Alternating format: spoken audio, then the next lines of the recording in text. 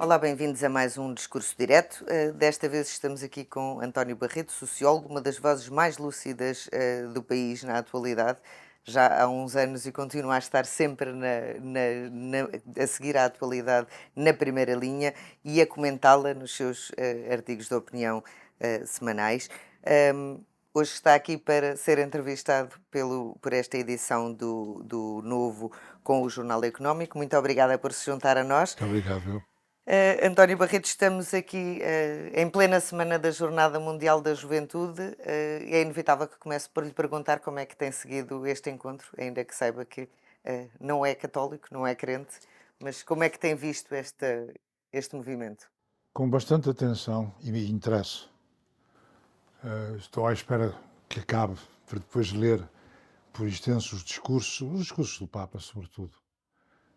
Tentar perceber bem o sentido desta visita, desta peregrinação, desta jornada, porque eu tenho recebido sinais de que é importante, que o que está a acontecer é, do ponto de vista do pensamento da Igreja e do pensamento dos cristãos, estou convencido que é importante. Não partilho uma das opiniões, sobretudo de alguns ateus de serviço, que são contra, que acham que de privilégios, que se gasta demais, e não estou nada de acordo com isso. Não sendo crente, e apesar de considerar-se bem muitos exageros nos gastos, na festa, no espetáculo, no que é superficial, apesar disso tudo, acho que faz bem a Portugal e faz bem à Igreja Católica, faz bem a quem é religioso, quem é crente, e faz bem a toda a gente. E não nos juntamos só pelo futebol. E agora, eu tenho-me interrogado sobre a durabilidade, a duração desta espécie de mobilização da juventude. Será que é pequenos grupos de juventude de cada um dos países e que já está muito reduzido? Porque é verdade que os crentes em qualquer país europeu estão em diminuição permanente. Nós hoje, quando estudamos as estatísticas, o número de casamentos religiosos, o número de pessoas que vão à missa, o número de batizados, é cada vez mais pequeno, cada vez mais pequeno, cada vez mais pequeno. Já há muitos mais uniões de facto e muitos mais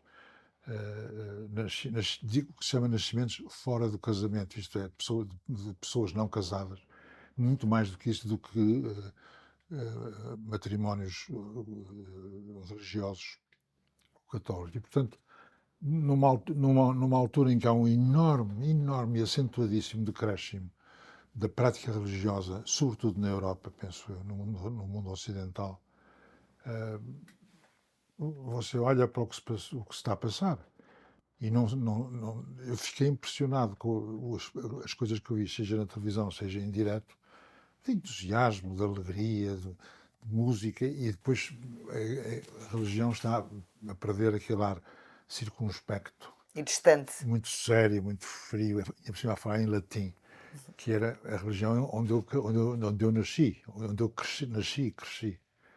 E a religião agora, a prática religiosa hoje, tem música, tem cor, tem piqueniques, tem dança, tem tudo e mais alguma coisa. Interrogo-me e não tenho resposta. O que é que isto vai durar? Vai durar vários anos, vai durar mais uma geração. Há algum recrudescimento da prática religiosa entre a juventude, e quando estes jovens que hoje têm entre 15 e 20 anos ou 25, quando eles tiverem 35 e 45, manterão a ida à missa, à igreja, à prática religiosa, à atividade social dos religiosos, ou é uma passagem, um ritual de passagem? Sobre isso não tenho resposta, nem penso que ninguém tem, eu não tenho Mas certeza que tenha essa resposta. poderá ser um regresso, talvez não aos ritos e aos rituais, mas um regresso à espiritualidade e aos valores cristãos que, no fundo, moldaram a Europa e que estão na base daquilo que é ser europeu. Isso é a segunda interrogação. Pode ser, mas não será só religioso. Então estaremos eventualmente, diante de uma das várias manifestações possíveis de retoma com a tradição espiritual com a tradição humanista do convívio, da solidariedade, da conversa, da literatura, da pintura, da música, de tudo isso, e também espiritual, desse ponto de vista. E, portanto, se há algum recrudescimento da parte religiosa, é parte de um movimento mais vasto. Seria bom, seria bom. Aliás, houve uma frase do Dom Manuel Clemente que me tocou particularmente quando ele diz: larguem os ecrãs e olhem as pessoas, ou falem com as pessoas, ou olhem para as pessoas. Isto não é só religioso, isto é religioso, mas também é civilização, também é sociedade. Há dias em que eu estou em qualquer sítio, as pessoas, chega a haver dois amigos, duas amigas, um casal que estão num restaurante, que estão em qualquer sítio, estão ambos com o telemóvel, chegas a pensar que estão a falar um com o outro. Há qualquer coisa de importante que está em curso, que se está a perder ou que está a reaparecer, que ninguém sabe, ninguém é capaz de dizer o que é. Podemos dizer o que gostaríamos que fosse, o que esperaríamos que fosse. Humanização, solidariedade, cultura, espírito, menos mercadoria, menos exploração do outro, menos futilidade, menos lugar comum, menos clichês, menos prazer imediato, tudo isso menos e mais ou tudo o resto. Esperemos que seja isso, não tenho a certeza. O que é curioso, tendo em conta que vivemos um momento que é tudo isso, é tudo o superficial, o É isso. imediato, O mais importante é tudo sobretudo nos isso. É jovens. tudo isso. É.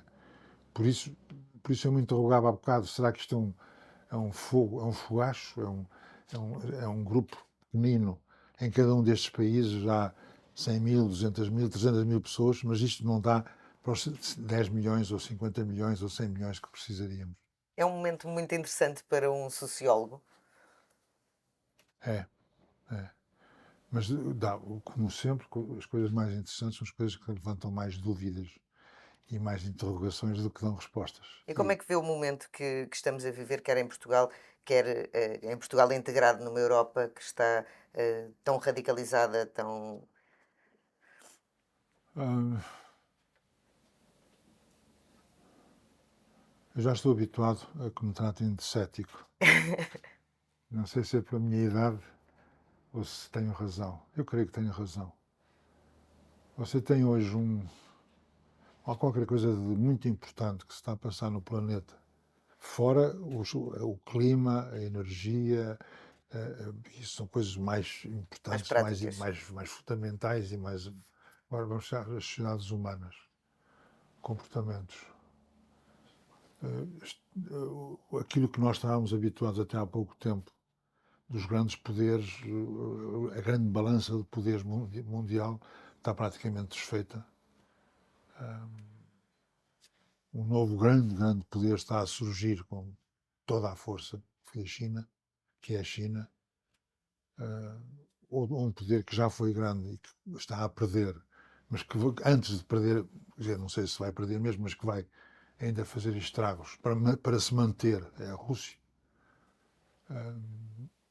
Tem a Europa e os Estados Unidos, que neste conjunto continuarão no primeiro plano, certamente, mas vão perder. Estão a decair. Vão perder. Não é possível. Não é, se a balança de poderes no mundo se soma 100, que é uma maneira de pensar, se há neste caso a China, que tinha 10 e que vai passar a ter 30, para dar 100, os outros têm que baixar. Portanto, para um subir, o outro tem que descer. Estão vasos comunicantes. Para a Índia subir, e também está a subir, os outros também têm que descer.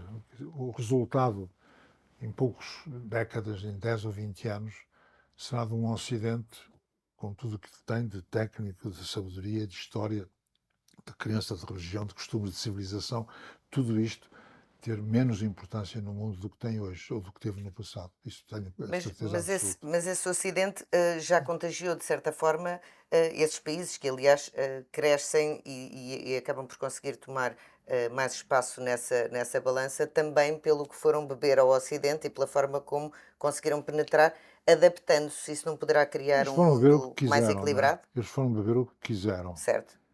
A China, há 30 anos ou 40, quando a China começou a desenvolver-se o comércio e a indústria com muita força, muito acelerado,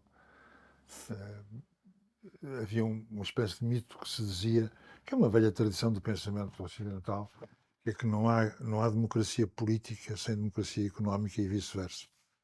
E então diz a China é uma ditadura económica, é uma ditadura política, mas como está a abrir as fronteiras à economia e ao comércio e está a criar investimentos estrangeiros e locais e está, em parte, graças àquele famoso dirigente Deng Xiaoping, tem duas ou três frases que ficaram para sempre na história.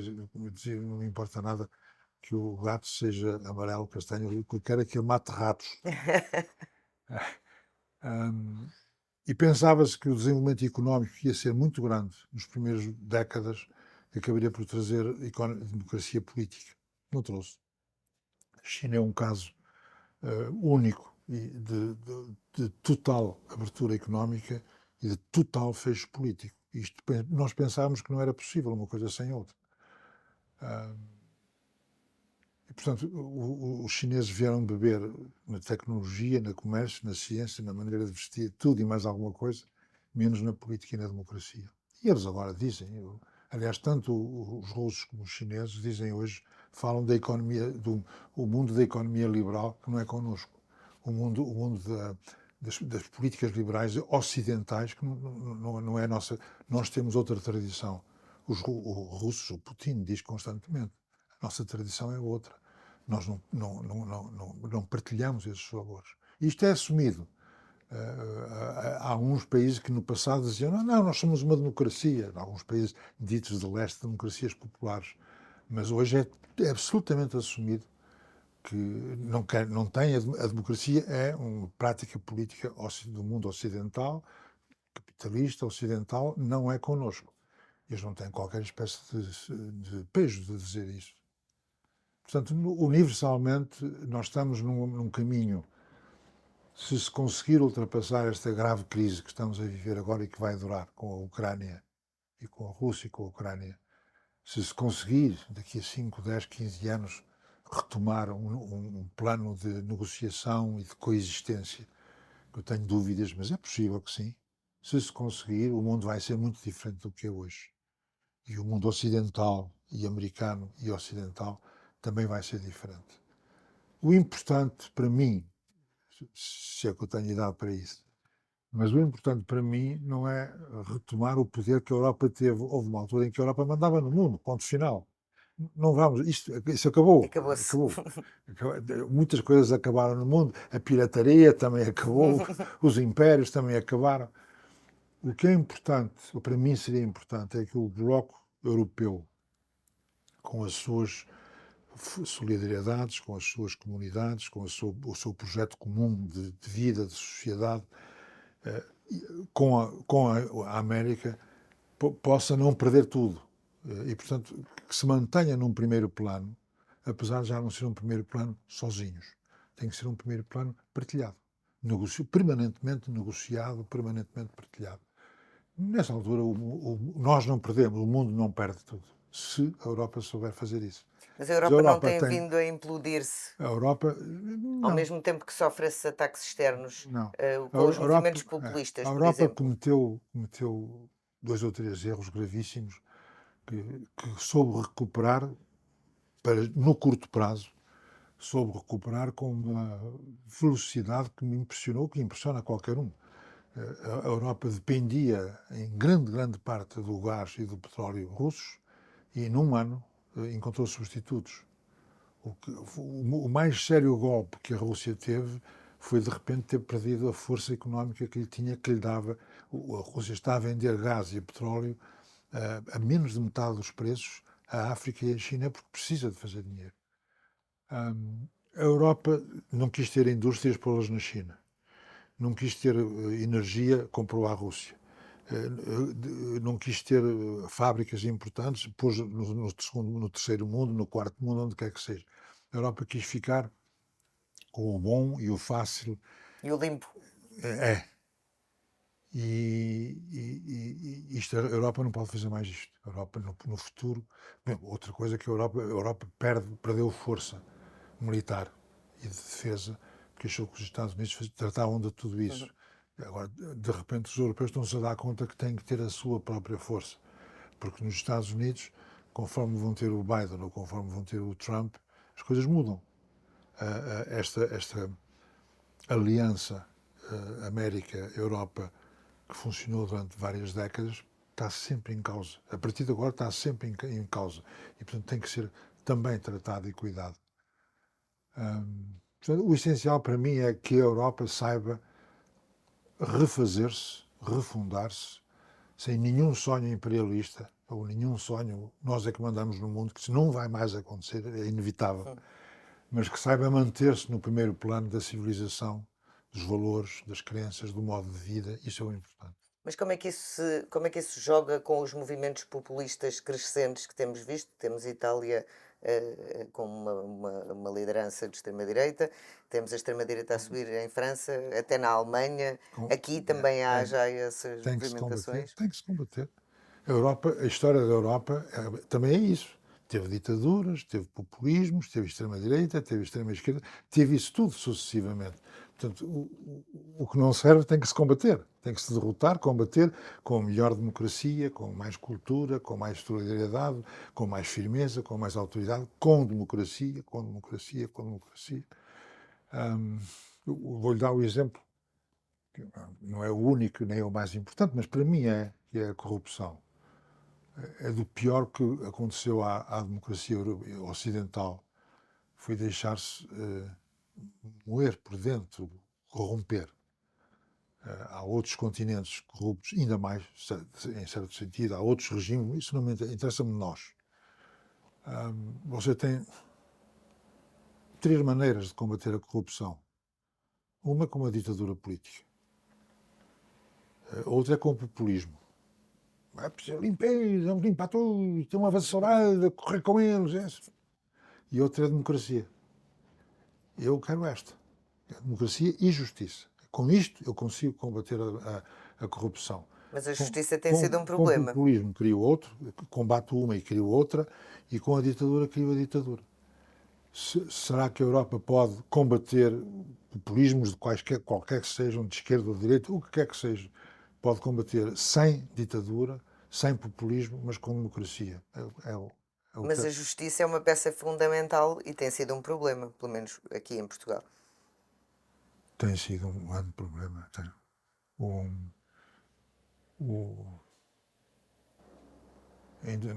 Ainda não estamos, nem sei se estaremos um dia. Não estamos naquela fase italiana em que os juízes, durante uns anos, mandavam em tudo e todos, demitiam políticos, era as mãos limpas do que se falava na altura. Eram uns políticos e uns magistrados. Não estamos numa fase dessas. Os magistrados em Portugal não têm nem o poder, nem a coesão que tiveram em Itália ou noutros países. Mas, em primeiro, os diagnósticos estão feitos, a gente sabe que há corrupção, que há atraso na polícia, na justiça, que os processos não andam, que há processos que demoram anos e anos e anos e anos. Toda a gente sabe isso. Eu digo sempre, preciso não esquecer que há uma parte da justiça que se faz. Há uma parte importante da justiça nos tribunais do país inteiro que todos os dias se vai fazendo. Famílias, heranças, comércio, águas, servidões, contratos, isso está a correr. Há uma espécie de pequena e média justiça do dia-a-dia que se faz e os juízes fazem. E isso faz. Não é toda a gente. Quando chegamos às grandes comarcas, Lisboa e Porto, e mais uma ou duas, e aos casos poderosos, aos casos em que há muito dinheiro, muito poder político, muitos políticos, a partir daqui é que isto quebra mesmo. E não há. A justiça não funciona pura e simplesmente. É inimaginável. Nós temos há 10 anos o caso mais grave de toda a justiça portuguesa, que é o caso BES e acessórios, no estado em que está. Há 10 anos, à espera de quê? Com centenas de processos, dezenas de milhares de páginas, e continua a crescer e a avolumar-se, e vão começar a morrer pessoas, seja inquiridores, inquiridos, arguidos, condenados, vítimas. As pessoas vão desaparecer com estes prazos. É inimaginável que nós tenhamos, há 10 anos, um primeiro-ministro à espera de ser julgado.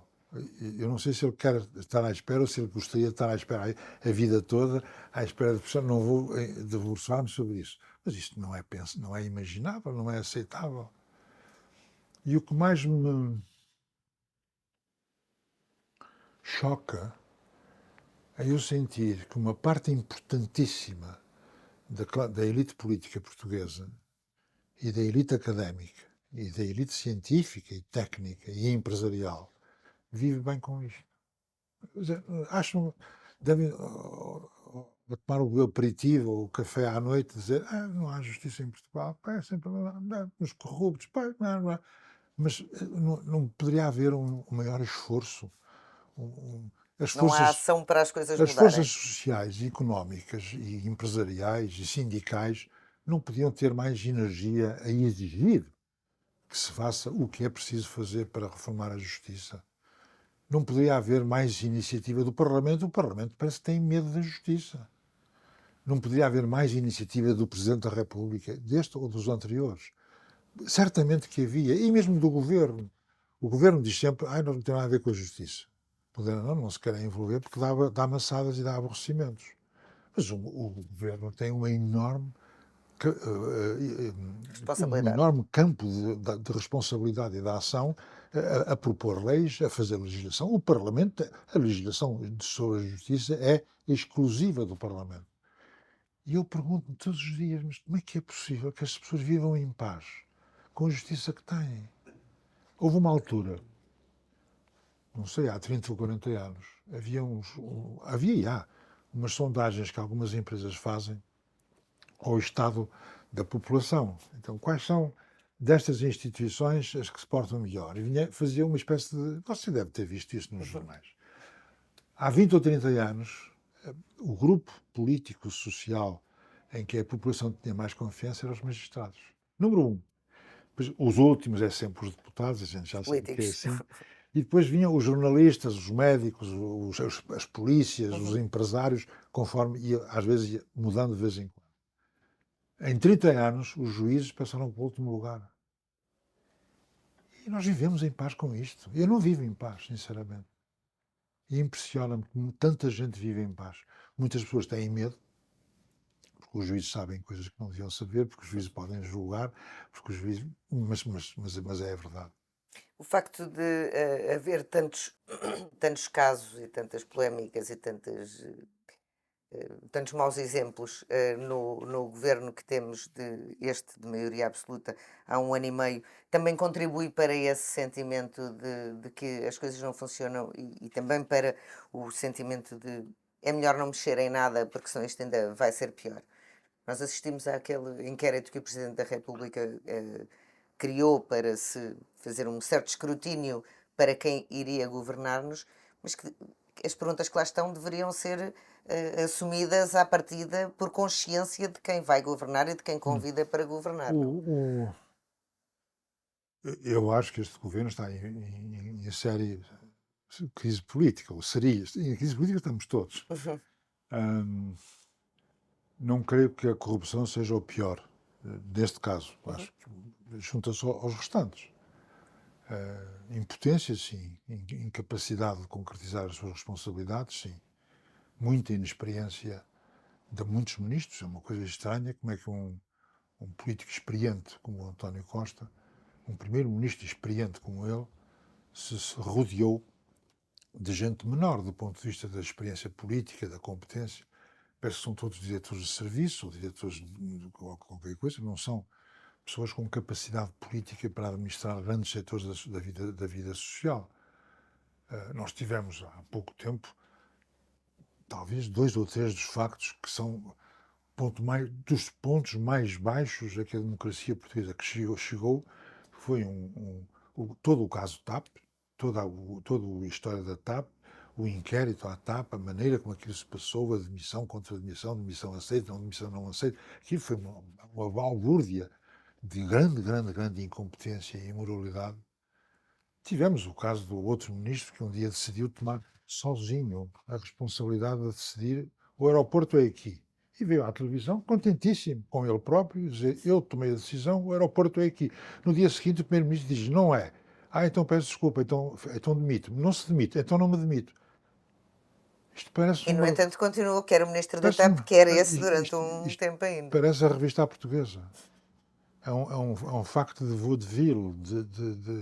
Eu nunca vi, nos últimos 20, 30, 40 anos, ora, isto aconteceu, as pessoas estão lá, o ministro substituiu outro ministro, que substituiu outro ministro, temos ministros que são absolutamente incapazes e incompetentes de fazer o que deveriam fazer.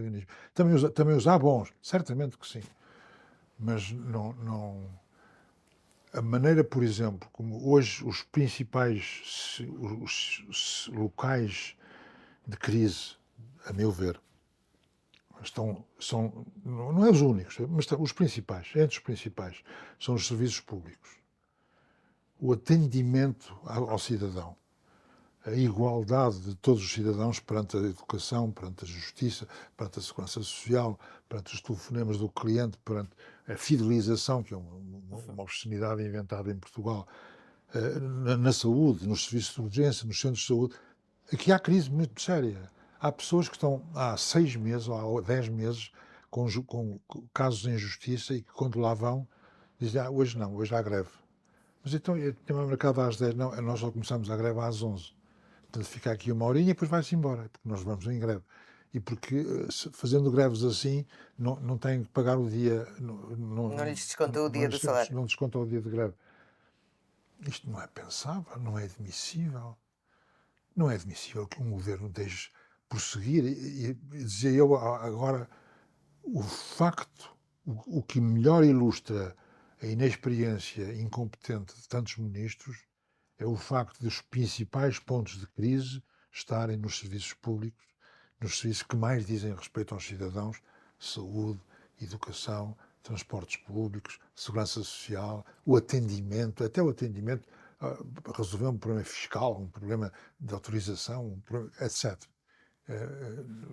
A crise não é nas Forças Armadas, ou não é na política externa, ou não é nesse setor, nem sequer, olha, talvez nem sequer nas finanças, onde parece que haver alguma espécie de controlo do que está a ser feito, ou do que se pretende.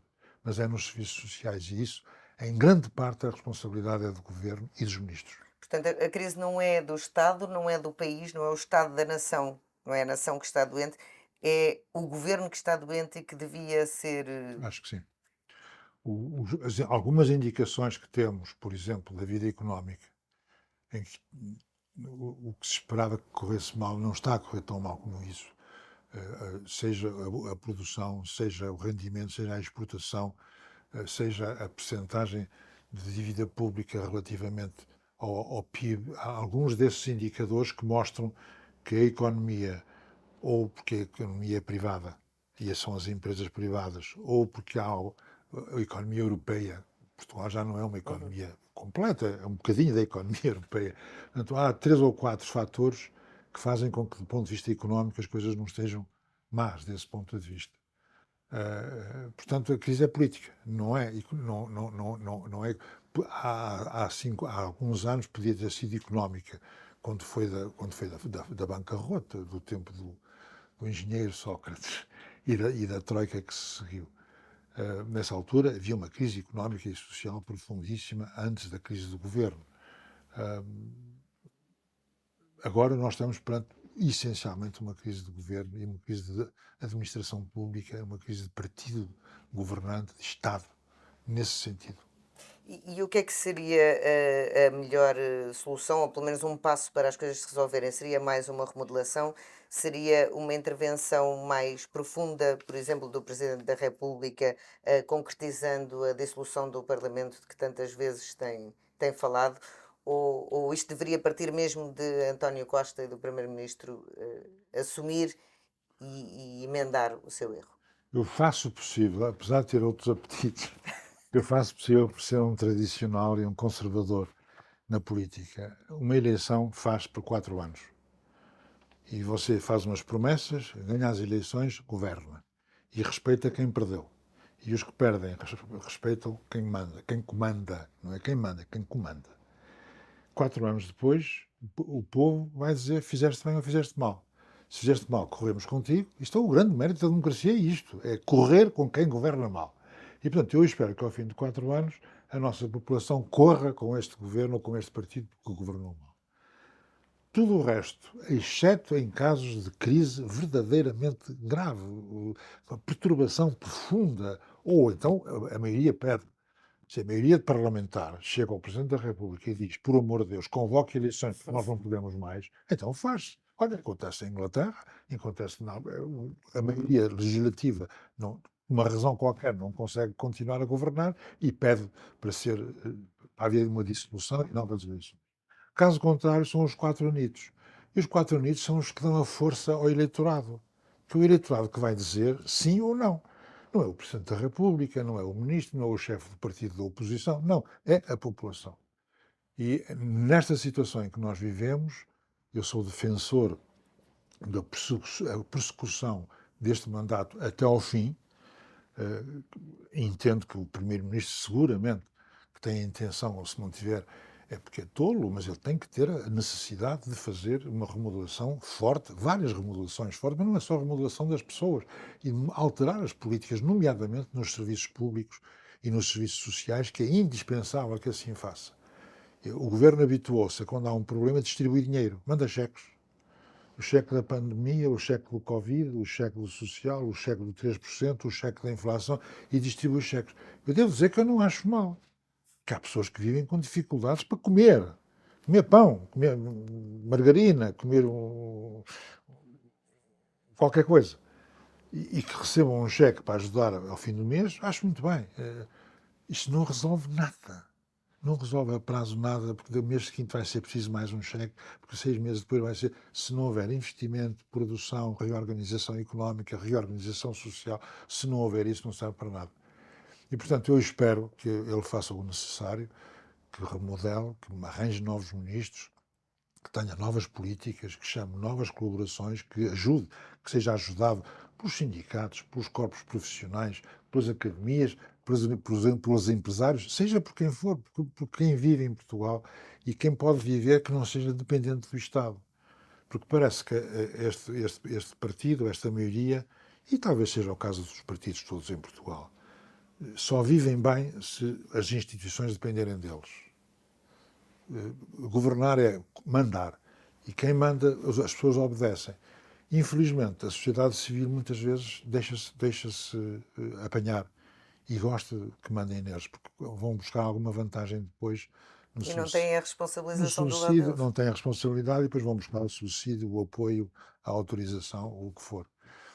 Dito isto, eu já me exprimi uma ou outra vez, contrário à dissolução feita agora do Parlamento, eleições novas, quem é que avalia? O Presidente da República um dia acorda mal disposto e diz, isto já deu o que tinha a dar. Não é assim que se faz. A vida não é assim. A vida democrática tem regras. E a regra é de governar um mandato. Eu sei que daqui, no dia tantos de tal, do ano tal, vai haver outra vez eleições. Portanto, eu tenho este prazo, o governo para governar e eu para me opor, ou para viver a minha vida económica e social. Isto aqui é uma regra democrática. E só em casos excepcionais, absolutamente excepcionais, é que pode haver alteração disto. E deveria haver também nesse apoio, nessa tentativa de melhorar as políticas públicas, devia haver também uma maior integração da oposição, principalmente dos maiores partidos da oposição, que não existe hoje. Isso é possível? Ou seria desejável?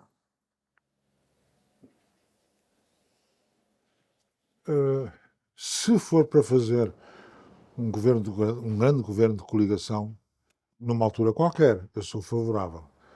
Nós tivemos já vários países europeus, a Alemanha é o caso mais notório, em que foi feita uma coligação entre o SPD e o CDU e foi necessário, porque havia um momento que, e em Portugal já tivemos um bloco central. Como regra, não. Como regra também, se um partido tem maioria absoluta, acho que não tem que ter nada de tratados com o partido da oposição. O partido da oposição tem que crescer por ele próprio. Pode haver um caso ou outro. Há uma tradição em Portugal que a política europeia, a política das Forças Armadas e certa parte da política externa, que há uma espécie de coligação, de entendimento, Consenso. de consenso. Não acho mal. Mas não aprofundo muito isso, porque Se haver qualquer coisa, tem que ser para fazer um governo conjunto. E um governo conjunto é um governo feito em tempos de crise, que é preciso ter uma maioria absoluta no Parlamento para ter um governo coeso e durável. Isso tem as suas regras e então é isso. Aí acho que deve haver coesão e concertação.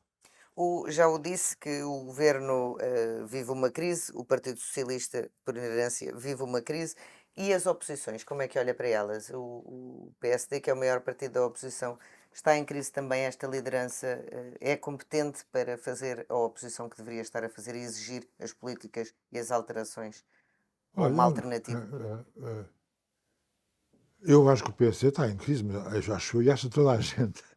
Talvez só não acho o seu líder Luís Montenegro e alguns dos seus apoiantes imediatos, mas o partido, o PSD, anda há anos à procura de coesão interna que não encontra, à procura de aliança social. Um partido, mesmo na oposição, tem de ter alianças sociais.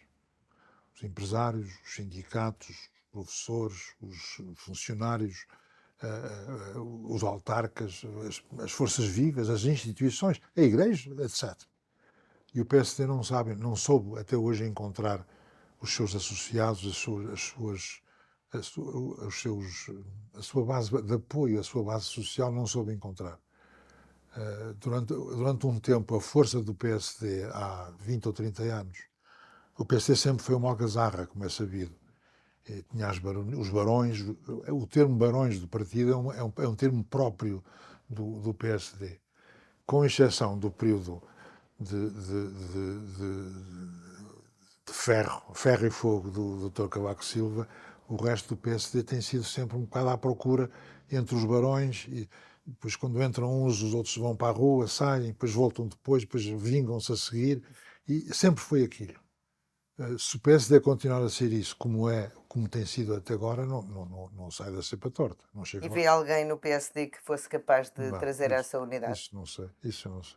Eu nunca aposto nas pessoas. Mas seria bom, por exemplo, haveria com bons olhos um regresso de Pedro Passos Coelho, ou seria melhor, por exemplo, uma solução nova, como Carlos Moedas, por exemplo, Não tenho, subir à sim, liderança? sinceramente, não tenho qualquer espécie de opção sobre isso, nem de preferência. Tenho uma muito grande consideração pelo Dr. Passos Coelho, muito grande. Foi um homem valoroso, responsável, sofrido, que trabalhou, fez o melhor que podia fazer.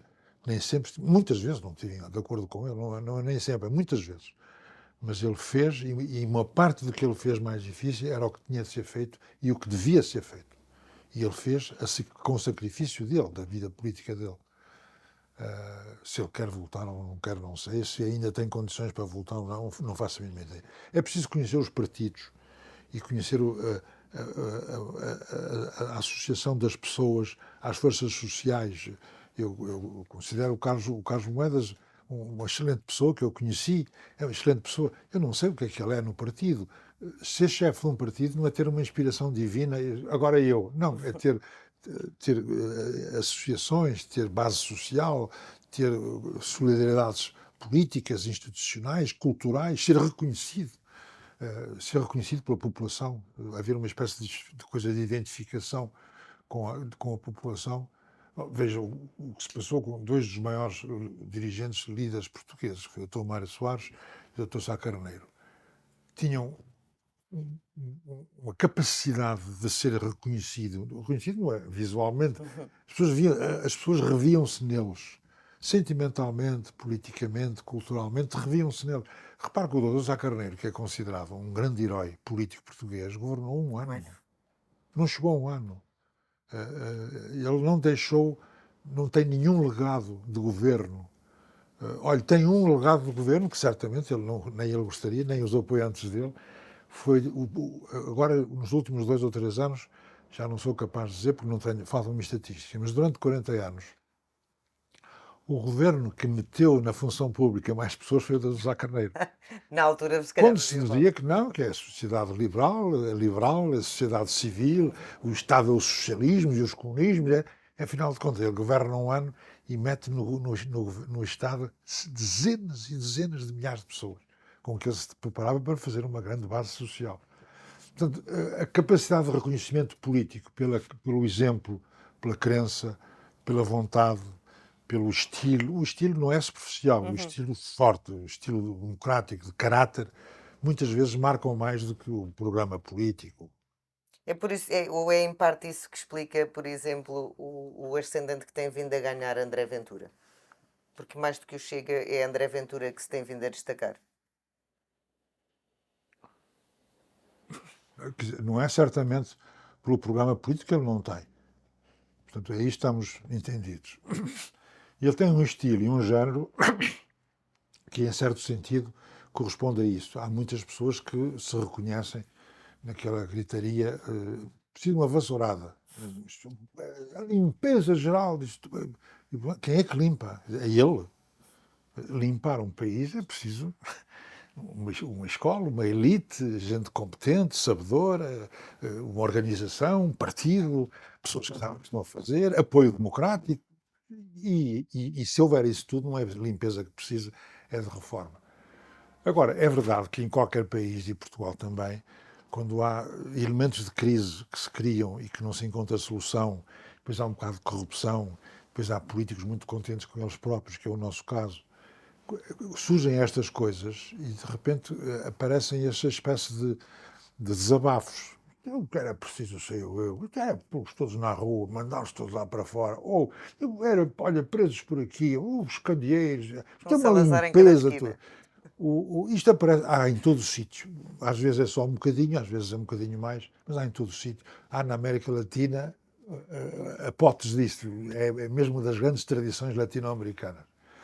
O Dr. Ventura tem um estilo certamente eficaz até agora, já tem uma percentagem de votos interessante, não sei se vai subir muito mais, eu cheiro-me que não, tenho a impressão que não, e que está a esgotar esta capacidade de desabafo e de maldicência, aquilo é desabafo e maldicência. E esta capacidade de maldicência e desabafo tem limites, senão de repente, quando 50% dos portugueses disserem o que diz o Dr. Ventura, então alguma coisa está a correr muito mal. Portanto, penso que é útil que ele esteja a fazer o que está a fazer, acorda muita gente, desperta, inquieta muita gente. Há muitas pessoas genuinamente democráticos e não é tradicionais, mas que acreditam nos métodos tradicionais da vida política e que se dizem, ó diabo, há qualquer coisa que não está a funcionar. E nisso o contributo dele pode ser um contributo útil. E o Partido Comunista ainda faz sentido que exista? Bom, se existe, faz sentido. O que eu acho é que ele vai deixar de existir a breve prazo. Faz parte. Portugal teve a mais longa ditadura no Ocidente do Dr. Salazar. Portugal teve o mais velho, o mais antigo e mais durável império colonial. Já toda a gente tinha liquidado os seus impérios todos, exceto a Rússia, que nunca liquidou o Império da Isso é outra coisa. E Portugal ainda tinha mais 10 anos, 20 anos do Império, que acabou da maneira que acabou. Portugal também tem, no quadro de honra das bizarrias históricas, também tem o Partido Comunista, é o único na Europa, não há mais nenhum, que ainda tem uma percentagem já muito, muito, muito ridícula, 4 ou 5%, acho que é 5%, tem 5 deputados. Ainda assim, está melhor do que o CDS, É que melhor que desapareceu da Assembleia. é outro caso. O CDS desapareceu por perda de sentido, perda de programa, perda de liderança, perdeu tudo o que faz um partido político. Nunca se quis assumir. Bem, eu nunca se esqueça que o CDS, quando nasceu, disse que também era do socialismo cristão. Naquela altura era moda ser socialista. Então o CDS também arranjou maneira de ser socialista cristão, humanista e cristão. Depois o CDS viveu a oscilar entre o Partido Popular, o Partido Democrático, o Partido Democrata Cristão, o Partido quase Social-Democrata, o Partido Centrista. Aquilo não deu resultado. E um partido destes esvai-se quis não ser de direita, muito bem, não foi de direita, foi ocupada pelo Dr. Ventura. Não quis ser mais central ou mais social-democrata, foi ocupado pelo Partido Social-Democrata, não sobrou nada para ele, E não pode voltar? não acredito. Sabe que eu não- Na Europa, a maior parte dos países, os partidos que estão hoje na maior parte dos países europeus não são os que estavam lá há 30 anos. É muito raro. A Alemanha tem ainda dois partidos, mas os dois partidos a seguir ou três já não são os tradicionais liberal, SPD ou CDU. A França é totalmente diferente, não há nenhum partido em França que seja o que era, na Itália não há nenhum, a Espanha está assim, que não se sabe muito bem para onde vai parar, mas também já mudou de partidos, os partidos europeus do norte da Europa, praticamente toda a gente mudou de nome, de ideologia, de designação, de etiqueta. Evoluíram? Evoluíram ou mudaram simplesmente?